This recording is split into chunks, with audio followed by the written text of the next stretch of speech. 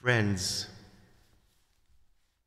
Dan Nussbaum left this life just a few days ago with the same determination that he lived it.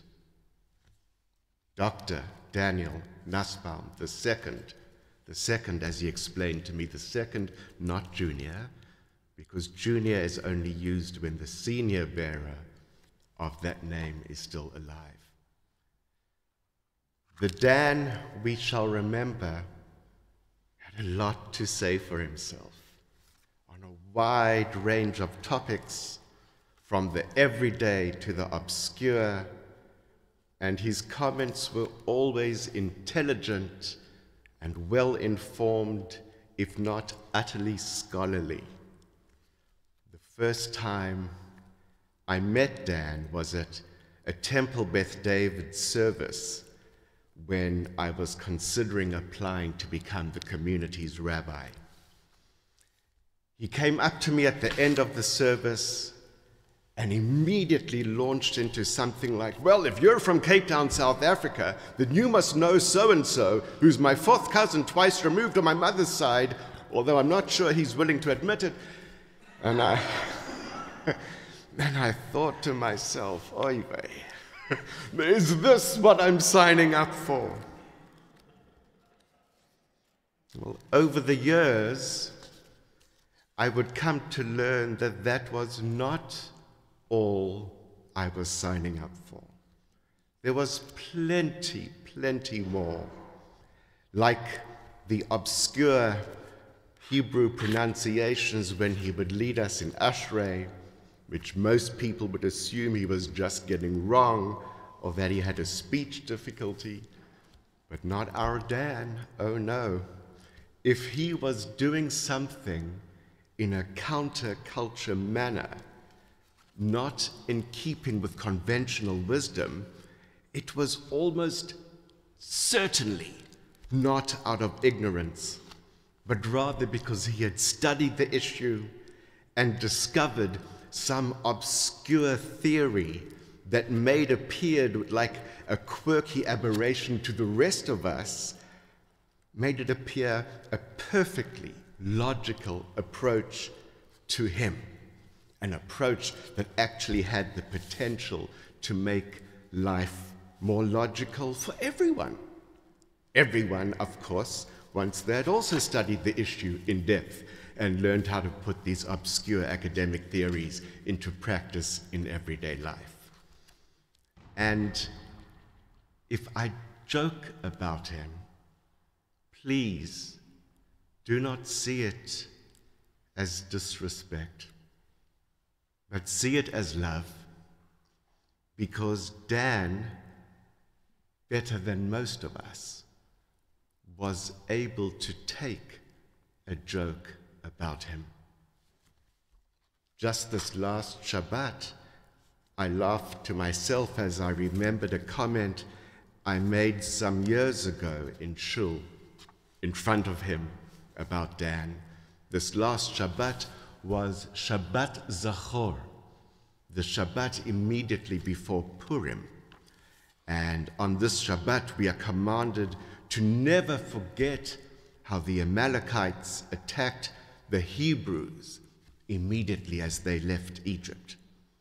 Well, as we were reading the Torah text this Shabbat, I remembered that I once said in a sermon, I'm confident that in our modern age, none of us knows a single person who identifies as an Amalekite. Although, I wouldn't be surprised if Dan Nussbaum is the exception to this rule. You know, I once met someone in North Dakota who called himself an Amalekite. He would willingly read Haftarah while admitting that Alice told him he should restrict his singing voice to the shower. And then at the end of the Haftarah, he would come up to me and tell me how many errors he had made.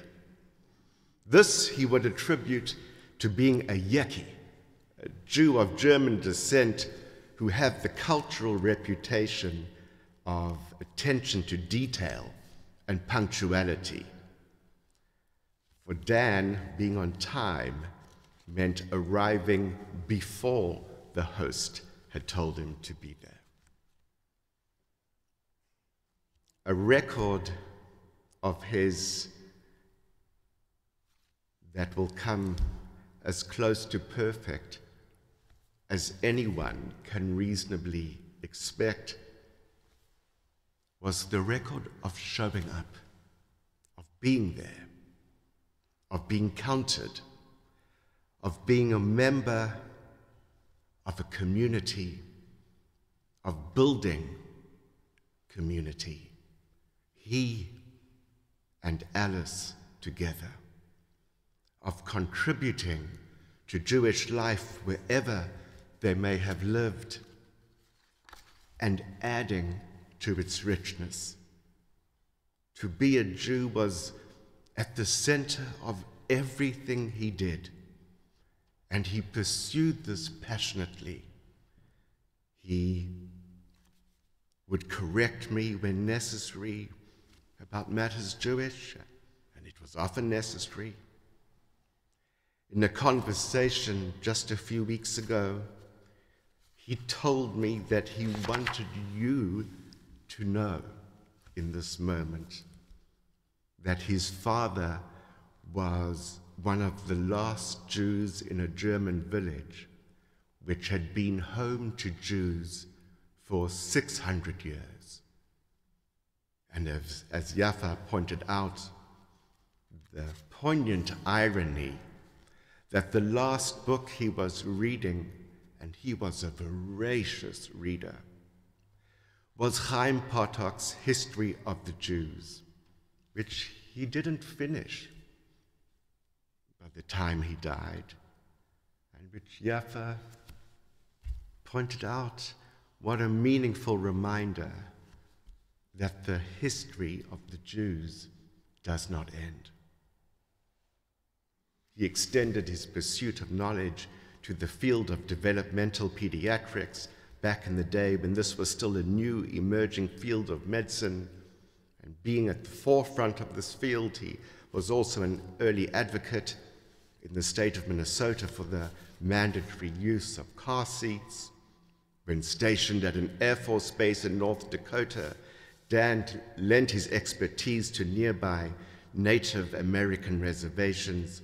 And when working in Massachusetts, he was one of the only people in his field in the entire state to make his much-needed services accessible to families on Medicaid.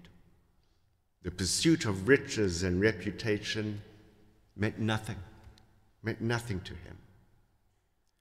And for this, ironically, he earned the greatest of crowns in Jewish life, the crown of a good name, as looking out for the most vulnerable in our society, which the Torah exhorts us to do almost more than anything else. This was one of his missions in life. He got people, he understood people with developmental disabilities. He didn't see their idiosyncratic techniques of reading or thinking as wrong or deviant. Rather, he was genuinely interested and inquisitive to understand what was going on for them. Even when it was not socially acceptable, he would continue to display genuine curiosity. He was aware that he didn't always conform to conventional patterns of behavior. And when I look at him, I look at his life, I look at his neshama, I can't help wonder what it would take for the rest of us to take a page out of Dan's book and to develop the courage to live life as he did. His curiosity took him deep down umpteen different paths which most of us have never even paused to consider for a moment. German Jewish history.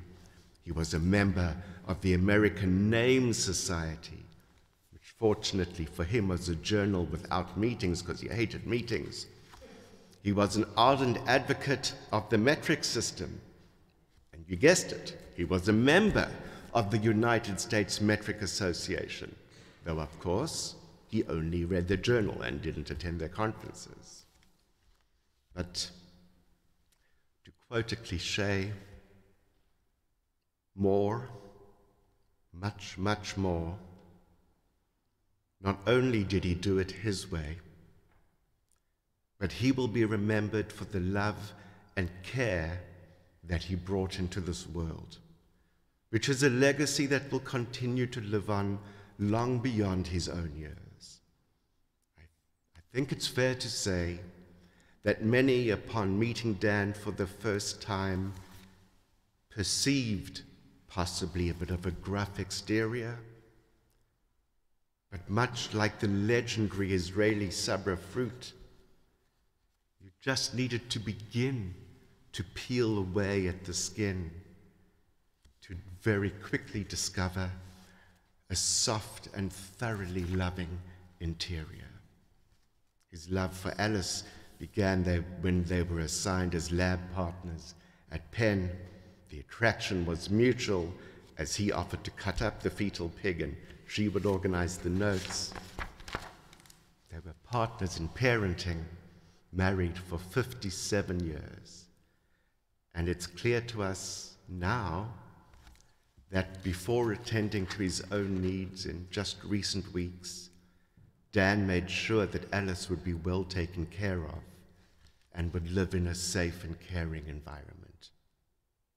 He was tremendously proud of her achievements with Jewish needlepoint work and design and was her greatest PR.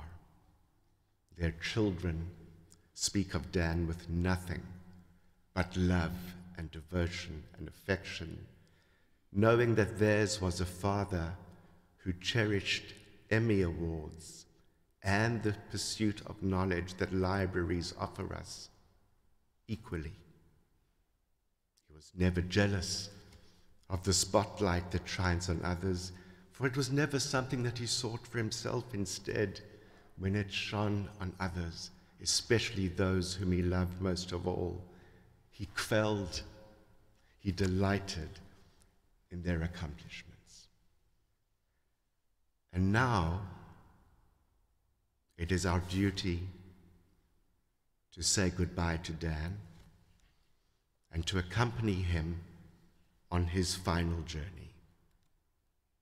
Our lives are forever changed by him, forever changed by the blessings he leaves us, the blessings not only of a good name, not only of the pursuit of knowledge and love of family as the greatest riches in life, but the blessing of the inspiration to all of us to find and to know our own voices, to speak proudly with them, to live our lives true to ourselves, to who we are, to our nature, always guided by the love of Torah and its central message to look out for others and to seek to lift them up. This is the Dan Nussbaum who will live forever and ever in our hearts. El Male Rachamim Shochen Bamromim Hametzei Menucha Nechona Tachat Kanfei Hashchina B'ma'alot Kedoshim Utvorim Kezoar Arakia Mazhirim Et Nishmat גדליה בן דוד ויפה שהלך לעולמו, בגן עדן תהי מנוחתו. ענה בעל הרחמים, הסתירהו בשאת כנפיך לעולמים.